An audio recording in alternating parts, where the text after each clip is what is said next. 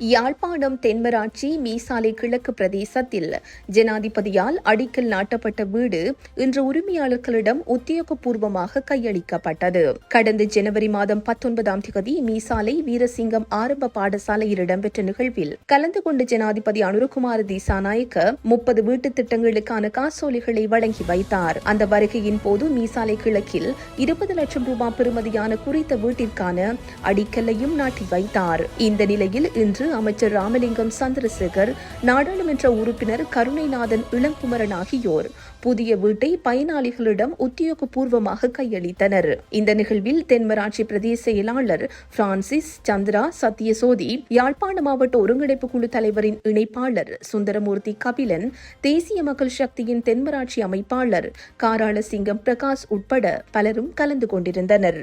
இந்த செய்தி உள்ளிட்ட மேலதிக விரிவான செய்திகளுக்கு www.behindmenews.org என்ற எமது இணைய பக்கத்தினை பார்வையிடவும்.